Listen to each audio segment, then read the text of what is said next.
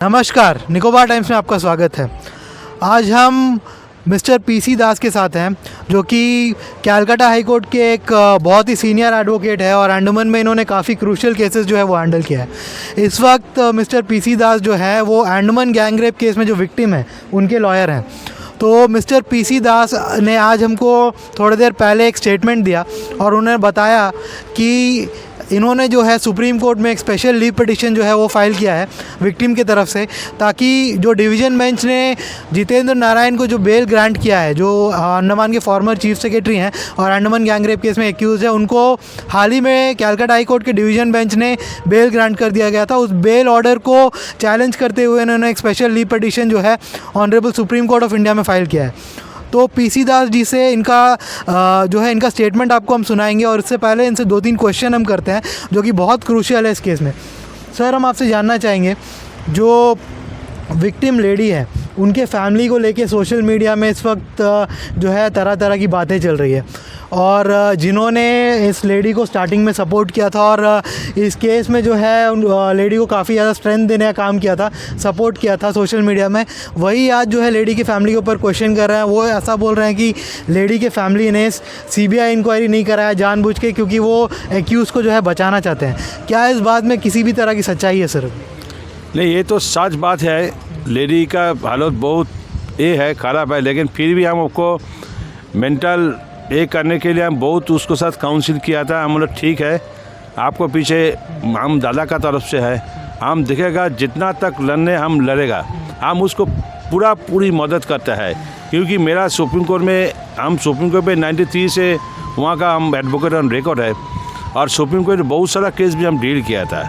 उसी की वजह से लड़की में भी एक ये है कि ठीक है दादा मेरे को लिए शेष तक लड़ेगा। पहला आपका नॉट टू अरेस्ट प्रोटेक्शन और हाई कोर्ट दिया, वो मेरा क्लाइंट का तरफ से हम सुप्रीम कोर्ट में जाके पहला सक्सेसफुल हम मिला और सुप्रीम कोर्ट का मॉडिफाई ऑर्डर का वजह से ये 110 डेज ऑफ कस्टडी में गया। तो अभी का सिचुएशन हम भी उसको साथ मिला हुआ है। हम देखा उसको प्रोटेक्शन पुलिस जो उसको प्रोटेक्शन दिया कोर्ट ऑर्डर का वजह से उसको ठीक ठाक है कि नहीं है। और अभी ये लोग बेल मिल गया, वो भी हम लोग वो पुलिस को रिक्वेस्ट किया था उसका प्रोटेक्शन के लिए आपको ढीला मत करिए, कह उसको प्रोटेक्शन का खूब ज़रूरत है, क्योंकि ये बहुत सीरियस मैटर है, खूब सीरियस इशू है। अंडमान में इसी तरफ का बलात्कार बहुत लड़की का ऊपर में हुआ, लेकिन कोई सामने आके इसका अगेंस्ट में कंप्लेंट नहीं डाला। लेकिन जो भी ये मेरा क्लाइंट जो भी इसको मैनिपुलेट और टॉर्चर हुआ और इसका अगेंस्ट में जो भी इंसिडेंट हुआ, ये अंडमान का हिस्ट्री में किसी के ऊपर में आज तक नहीं हुआ। तो सर, ये जो केस है particular Andaman gang rape case, क्या इसमें सीबीआई इंक्वायरी का ज़रूरत है या एसआईटी ने अच्छा काम किया? हम लोग सोचता है, अभी हम लोग बेल ऑर्डर हम लोग सुप्रीम कोर्ट में चैलेंज किया था और एक पिटिशन हम लड़की का तरफ से डालेगा जो entire matter hand over to the CBI. कोई सीबीआई इंक्वायरी के लिए कोई सीबीआई इंक्वायरी करेगा तो अभी दूध का दूध पानी का पानी आ जाएगा। तो हम लोग का नेक्स्ट स्टेप है, अगर ये एसएलपी जो हम लोग पिटिशन डाला, ये लोग को बेल मिलने का बाद वो चैलेंज करके हम लोग जो पिटिशन डाला, आज सुप्रीम कोर्ट से नंबर भी मिल गया। ये केस होने का बाद और एक हम सेपरेट केस फाइल करेगा सुप्रीम कोर्ट में, तो अथॉरिटी को डायरेक्शन देने के लिए ये सीबीआई इंक्वायरी करने के लिए, क्योंकि दिस टाइप ऑफ इंसिडेंट जो अंडमान में हुआ, कोई आपको पास्ट में कोई आदमी ऐसा तरफ से इतना बिग पर्सनल का अगेंस्ट में कोई आज तक कंप्लेंट नहीं डाला। उसी के लिए हम भी सोचा ये आपको बहुत सेंसिटिव इशू है, क्योंकि उसका अगेंस्ट में जो ये सब काम किया था वो बहुत इन्फ्लुएंशियल आदमी है। उसी के लिए सीबीआई इंक्वायरी करने के लिए हम भी सुप्रीम कोर्ट में प्यार करेगा सेपरेट एप्लीकेशन डालने के लिए। तो सर, ये जो पूरा चार्जशीट है इस मामले में, जो 900+ पेजेस का चार्जशीट अंडमान निकोबार पुलिस की एसआईटी ने फाइल किया है सेशंस कोर्ट के साथ, क्या उस चार्जशीट का पूरा कॉपी आपको अभी तक मिल गया? ना, चार्जशीट का कॉपी मिलने के लिए हम लोग प्रेयर किया था सीजीएम का कोर्ट में। मेरा जो जूनियर है वो एप्लीकेशन डाला, अभी तक हम लोग चार्जशीट का कॉपी नहीं मिला। तो वॉलूमिनस चार्जशीट का है, उसमें सारा मटेरियल है, एसआईटी का रिपोर्ट है और कॉल रिकॉर्डिंग है और ये लोग जो सीसीटीवी फुटेज डैमेज किया था बंगलों से वो भी रिपोर्ट है। वो चार्जशीट रिपोर्ट मिलने का बाद जब हम पूरा स्टडी करेगा, उसको बाद मालूंगा पुलिस इन्वेस्टिगेशन प्रॉपरली किया कि नहीं किया। अगर वो मिलने के बाद फिर हम आपको मैसेज देगा। और आज जो एक्यूज़ हैं, दो को एक्यूज़ जो इस केस में हैं, जो लेबर कमिश्नर हैं ऋषि और जो रिंकू जो एक यहाँ पे बिजनेसमैन है, उनको एक्यूज़ को भी आज बेल मिल गया, ऐसा जो है हमको पता चला है। तो उनको क्या कंडीशंस में बेल मिला है? क्या जितेंद्र नारायण के ऊपर जितने स्ट्रिंजेंट कंडीशंस लगाए गए थे, क्या उस तरह के कंडीशंस इनके बेल में भी दिया गया है या इनका रिलैक्स बेल दिया गया? नहीं, इसके ऊपर में हाई कोर्ट कंडीशन इम्पोज किया था। जे लोग एक दिन बाद में वो इन्वेस्टिंग ऑफिसर तो भेंट करेगा, इन्वेस्टिगेशन में कोऑपरेट करेगा और उसको कोई स्थिति में विक्टिम और अदर विटनेस को इन्फ्लुएंस नहीं करना, कोई टेलीफोन नहीं करना और किसी को इन्फ्लुएंस नहीं करना। वो ये सब कंडीशन इम्पोज करके हाई कोर्ट उसको बेल दिया। और जितेंद्र नारायण जी के मामले में भी ये चीज़ क्लियर नहीं कि सर क्या क्या कंडीशंस एक्चुअल में उनके ऊपर इम्पोज किया गया है और अभी कहाँ पे है वो? क्या वो मतलब जेल से निकल के मेनलैंड चले गए हैं या अभी भी अंडमान में है? ये दोनों चीज़ बताइएगा ना। अभी तो हाई कोर्ट बेल ऑर्डर देने के बाद वो लोग CJM कोर्ट में ये लोग को पुलिस किया था, वो आपको बेल मिलने के बाद लगता है वो अंडमान से बाहर चला गया लगता है, क्योंकि वो तो जामीन मिल गया ना। तो अगर सुप्रीम कोर्ट बेल ऑर्डर को कैंसिल कर देगा तो फिर अरेस्ट करके वापस आएगा। Thank you. तो अभी आपने मिस्टर PC दास को सुना, थोड़ी देर पहले उन्होंने मीडिया को एक स्टेटमेंट भी दिया। अब जो है हम आपको वो स्टेटमेंट सुनाएंगे। हम PC दास एडवोकेट कलकत्ता से आने वाले हैं और हम अंडमान में 96 से हम अंडमान फ्रीक्वेंटली आता है। हम हाई कोर्ट का सारा मैटर हम करता है, सिविल क्रिमिनल सर्विस मैटर भी करता है और अंडमान का बाड़ी के लिए हम बहुत कुछ जानता भी है, मेरा एक्सपीरियंस भी है। तो आज का टाइम में सबसे जो क्रूशियल केस हम जो डील करता है, एक विक्टिम लेडी का ऊपर में जो बलात्कार हुआ, जो उन्होंने जो एक चीफ सेक्रेटरी इन्वॉल्वमेंट्स है, तो उसी के लिए ये सबसे सीनियर मोस्ट IAS ऑफिसर जो काम किया था, उसको आधार में ये बहुत कुछ किया था। और अंडमान में हिस्ट्री में कोई नहीं है, इसी का तरफ से एलिगेशन बहुत सारा लेडी के ऊपर में हुआ, लेकिन माई क्लाइंट हम उसको सलाम देता है। इसी का कारण में जो शी हैज़ अप्रोच, वो मेरा को पहले बताया जे सर ये जो मेरा ऊपर में टर्चर किया था, you are the only person, आप यहाँ तक शेष तक डर सकता है मेरा का वजह से। तो उसी लड़की का वो अप्रोच के बाद हम जब कलकत्ता में था, जहाँ पे Jitendra Narayan Calcutta high court division bench में not to arrest protection order मिला, 5:30 बजे वो एक प्रोटेक्शन मिला कलकत्ता हाई कोर्ट से, कोलकाता हाई कोर्ट वो जो प्रिंसिपल बेंच से। तो लेडी मेरा को टेलीफोन में अप्रोच किया था, जी सर आप तो अंडमान में बहुत सारा केस किया था, बहुत क्रूशियल मैटर में हम आपको देखा, मिला के लिए आप कुछ करिए। तो उस दिन मेरा श्रीनगर को बोल के वो ऑर्डर लेके वही रात में हम सुप्रीम कोर्ट में SLP स्पेशल लीव पिटीशन डाल दिया, वो जो not to arrest protection order मिला। इसी के लिए हम भी एक बात बताता है जी, यहाँ का जो पुलिस है उससे पहले ये विक्टिम लेडी का तरफ से हम सुप्रीम कोर्ट जाके SLP डाल दिया वो रात में। फिर हम क्या किया था, वो पिटीशन डालने का बाद 2 days आफ्टर, 2 दिन का बाद हम सीधा सुप्रीम कोर्ट चला गया और हम चीफ जस्टिस ऑफ इंडिया का कोर्ट में मेंशन किया था। उस दिन चीफ जस्टिस 3 जजेस बेंच बैठा है, तो हम बोला जो ऐसा एलिगेशन है against the chief secretary Andaman Nicobar islands, वो लड़की का ऊपर में बलात्कार किया, वो गैंग रेप में फंसा हुआ और इसका एलिगेशन नहीं है, लेकिन वो किसी के लिए हाई कोर्ट से not to arrest protection order मिला। तो हम विक्टिम का तरफ से खड़ा होकर ये प्यार मांगता है जो किसी के लिए जल्दी से जल्दी ये मैटर फिक्स करके इसको हियरिंग होने दीजिए।